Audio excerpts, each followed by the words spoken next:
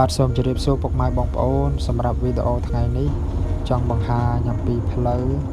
នៃការធ្វើដំណើររបស់ខ្ញុំទៅកាន់ភ្នំឆាត់ឬក៏បន្ទាយតេជោភ្នំឆាត់ដែលស្ថិតនៅស្រុកស្វាយជែកខេត្តបន្ទាយមានជ័យដែលយើងទៅដល់ស្តុកស្វាយជែកយើងត្រូវបត់ខាងឆ្វេងដៃណាបងប្អូនបាទហើយសម្រាប់ពេលនេះមេឃក៏កំពុងតែងងឹតរកភ្លៀងហើយណាបងប្អូនប្រហែលជានៅទីនេះភ្លៀងរាល់ថ្ងៃមិនទៅមើលទឹកឡើងលេចស្រែអស់ហើយ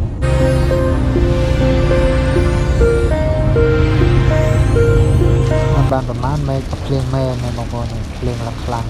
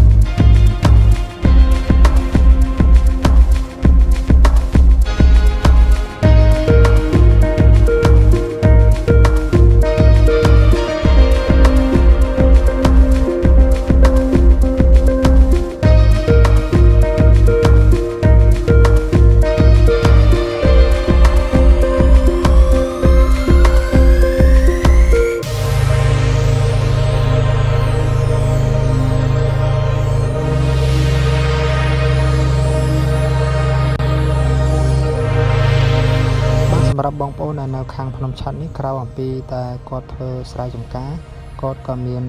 ការធ្វើជាដំឡូងដាំដំណាំដំឡូងដើម្បីបន្ថែមនៅ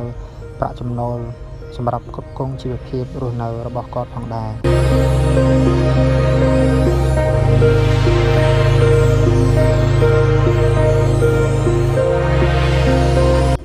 នោះបងប្អូននោះ